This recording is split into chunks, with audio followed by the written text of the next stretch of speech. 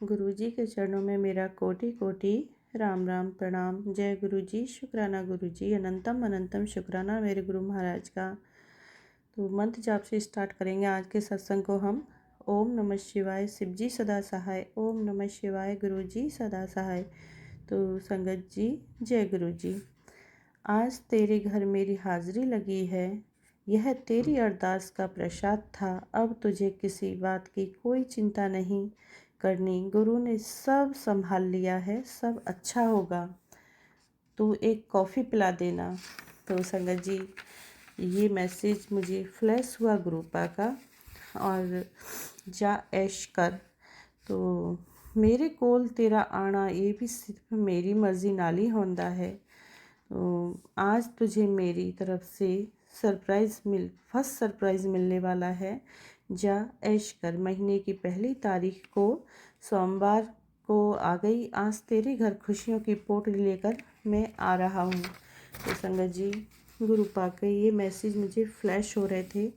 और जब मैं सुबह सो के उठ के अपना जो पूजा पाठ की और पूजा करने के बाद में मैं गुरुपा के लिए चाय बना रही थी किचन में, तो मैंने देखा कि किचन की दीवार पे थोड़ा ऊंचाई पे और एक बटरफ्लाई बैठी है जो ब्राउन कलर की थी। और मैं उसको देख के बहुत खुश हुई कि गुरुपा ने कहा था कि मैं खुशियों की पोटली लेकर आ रहा हूँ, और देखो सुबह सुबह गुरुपा आ चुके हैं और मुझे कॉफ़ी पिलाना। तो मेरे एकदम से याद आया, अरे कल तो गुरुपा एक मैसेज फ्लैश कर रहे थे कि मेरे को कॉफ़ी पिला देना, और मेरे तो दिमाग से ही निकल गया संगत जी। अब मैं क्या करूं? तो मैंने कहा ठीक है, सॉरी गुरुपा, अभी तो आप ना चाय पी लीजिए, इसके बाद में दोबारा से मैं कॉफ़ी बनाऊंगी और फिर हम गुरुपा और आपकी बेटी साथ बैठकर हम कॉफ़ी भी पियेंगे, चाय भी पियेंगे। तो मैंने गुरुपा को ये बात बोली और मैंने चाय बना ली। चाय बनाकर मैं गुरुपा के पास स्वरूप के सामने पा को दी और मैं बैठ गई। मैंने पा के साथ बैठकर चाय पी। तो संगत जी, उसके बाद फिर मैंने दोबारा से कॉफ़ी बनाई और गुरुपा को मैंने बोला, गुरुपा ये लीजिए आपके। गुरुपा कहते हैं मुझे कॉफ़ी बहुत पसंद है, कल कॉफ़ी पिलाना। तो गुरुपा को मैंने कहा, लो पा, आपकी पसंदीदा कॉफ़ी आ चुकी है, कॉफ़ी पिए। तो गुरुपा ने कॉफ़ी पी और मैंने भी कॉफ़ी पी गुरुपा के साथ में संगत जी। बहुत अच्छा लगा, बहुत सुकून मिला मुझे कि मैंने पा के साथ बैठकर कॉफ़ी प्रसाद लिया है, चाय प्रसाद लिया है। और मैं बार बार पा का मैंने बहुत बहुत शुक्राना किया। पा, इस पल का भी शुक्राना, जो चाय पिलाई उसका भी शुक्राना, जो पा के साथ में बैठकर मैंने कॉफ़ी पी इस समय का भी, इस क्षण का भी बहुत बहुत शुक्राना मेरे गुरुपा, अनंतम अनंतम शुक्राना। उसके बाद में मुझे एक मैसेज फ्लैश हो रहा था संगत जी, जिसमें था कि गुरुपा बताना चाह रहे थे कि मैं तेरे घर आया सी तेरे कष्ट काटने वास्ते और तूने मुझे भगा दिया। तो संगत जी, हुआ क्या था, एक दिन मैं सुबह को उठने के बाद में फ्रेश हुई और मैं हाथ मुंह धुल के झाड़ू लगा रही थी घर में। और मैंने जो दरवाज़ा होता है उसके जो साइड में चौखट होती है, चौखट के जब मैं मुझे लगा कि यहाँ कोई जाला वाला होगा तो निकाल देती हूँ। अब मैंने जैसे झाड़ू लगाई तो संगत जी, वही ब्राउन कलर की बटरफ्लाई जो आज है मेरे घर में बैठी हुई है अभी भी, और वो बटरफ्लाई वहाँ से उड़ के सीधा मेन गेट से बाहर चली गई। तो मुझे अफ़सोस हुआ, सॉरी कहा मैंने गुरुपा को, गुरुपा सॉरी सॉरी। और सच में संगत जी, आज गुरुपा उसी बात को बोल रहे थे कि मैं तेरे कष्ट काटने आया सी और तूने मुझे भगा दिया। बहुत अफसोस के साथ, बड़ी सैड स्वरूप गुरुपा का उसमें लगा हुआ था। मुझे देखकर बहुत अपने आप पे गुस्सा आ रहा था, बहुत परेशान हो रही थी मैंने गुरुपा से माफ़ी मांगी, गुरुपा मुझे नहीं पता था, सॉरी माफ़ कीजिए पा, मुझे पता होता तो मैं यहाँ झाड़ू नहीं लगाती, ये तो एक संजोग हुआ, मुझे नहीं समझ आया गुरुपा ये क्या था। वो भी शायद गुरुपा की मर्ज़ी से ही हुआ था कि ऐसा होना था।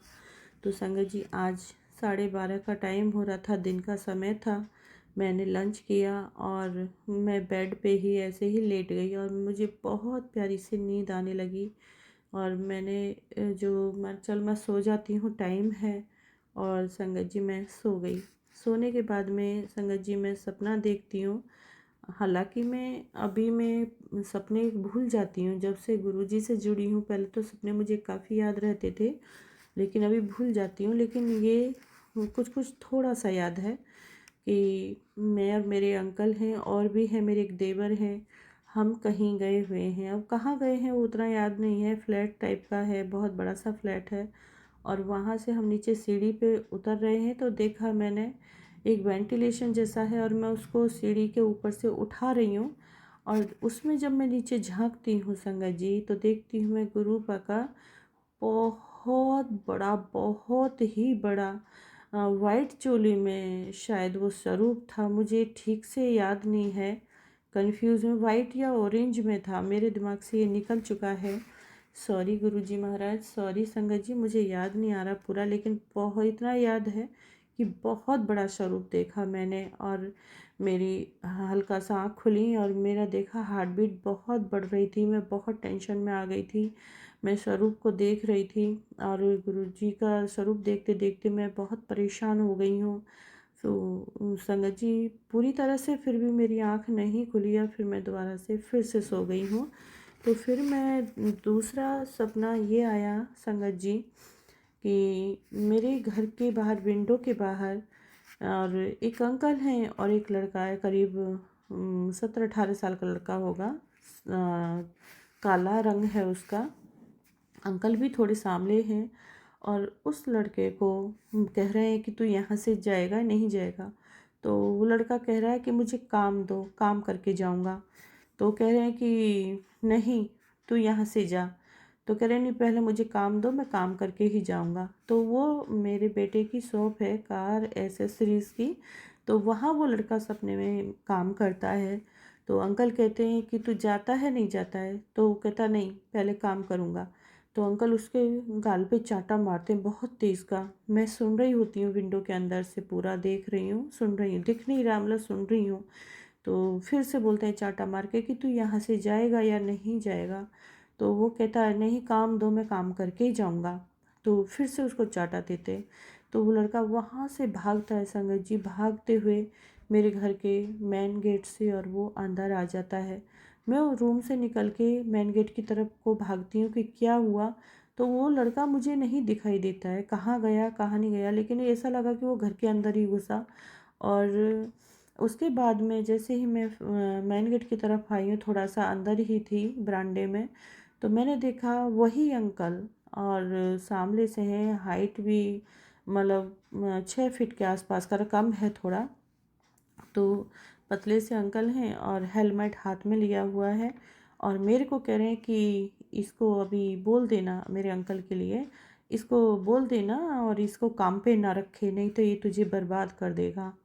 इसको भगा और काम पे नहीं रखना है, ये तेरे को बर्बाद कर देगा। तो संगत जी मैं डर गई, पूरी तरह से डर गई। पता नहीं क्या था ये तो मेरे गुरुजी महाराज ही जाने क्या कष्ट था, क्या संकट है। और ये बात सच है संगत जी, मेरे बेटे का काम कभी कभी तो बहुत अच्छा चलता है और कभी कभी तो उसको 15-15 दिन, 20-20 दिन हो जाते हैं कि उसकी बोहनी भी नहीं होती है। तो शायद मेरे बेटे की शॉप से ही कोई ये रिलेटेड था। ये तो गुरुपा ही जाने क्या था क्या नहीं था, लेकिन ऐसा मुझे ये सपना आया। और शायद हो सकता है कि मेरे बेटे का शॉप का जो ये कष्ट था उसे काट रहे हैं सपने में गुरुपा। और मैं नहीं जानती गुरुपा क्या है क्या नहीं है, वो आप ही संभालिए। और मेरी तो पूरी जीवन की डोर आपके ही हाथ में है पा। मैं तुच्छ जीव हूँ, मुझे कुछ नहीं आता, कुछ नहीं जानती। जो करना है वो आपको ही करना है, आप कैसे भी कीजिए और आप ही संभालिए। बच्चे तो आपके हैं, मैं आपकी बेटी हूँ और मेरे अंकल भी आपके शरण में हैं। हम पूरी फैमिली आप ही की है पा। आपसे बिना पूछे कोई काम नहीं करूँगी और ना ही मैं कभी सोच भी नहीं सकती गुरुपा। तो आप देख लीजिए जो भी क्या करना है क्या नहीं करना है। तो संगत जी ऐसा स्वप्न देखा मैंने, तो माफ़ करना संगत जी। अभी फ़िलहाल के लिए इतना ही सपना, और ये था मेरा सत्संग था।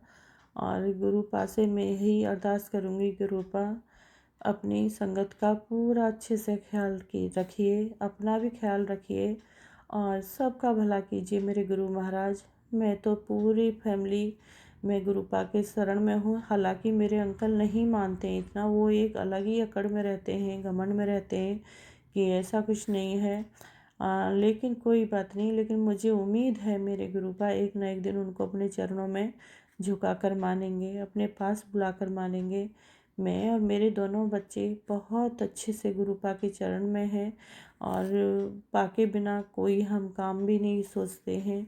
और पा ही हमारे पूरे चीफ और हेड हैं हमारे घर के, तो पा के बिना तो हम कोई काम सोचेंगे भी नहीं, और उनके बिना होगा भी नहीं। पा ही सारे काम करेंगे, पा के हवाले हमारा तो जीवन पूरा। मेरा तो पूरा घर पा के हवाले है, पूरी नैया पा के हवाले है। जैसे नैया पार लगाएंगे पा, जैसे हमें चलाएंगे गाइड करेंगे, हम ऐसे ही चलेंगे। पा की राजा में ही हम राज़ी हैं, जैसे पा हमें रखें हम ऐसे ही रहेंगे। जय गुरु जी, शुक्राना गुरु जी, अनंतम अनंतम शुक्राना मेरे गुरु महाराज का। गुरु पा मुझे ज़्यादा बढ़ाई करनी नहीं आती है, पा तारीफ़ करनी नहीं आती है, प्रे करना नहीं आता, अरदास भी नहीं आता है, ना ही मैं भोग लगाना जानती। पा क्या करना है मुझे नहीं समझ आता, बस जो देखती हूँ और पा जो मैसेज फ्लैश करते हैं मैं उसके थ्रू ही अपना आगे बढ़ती हूँ। संगत जी सॉरी, क्षमा कर देना अगर कोई भूल हुई हो सत्संग में मुझे मेरे से बोलने में, तो मुझे माफ़ कर देना। गुरुपा आप भी माफ़ कर दीजिएगा। तो मैं अभी मंत्र जाप के साथ अपनी वाणी को विराम देती हूँ।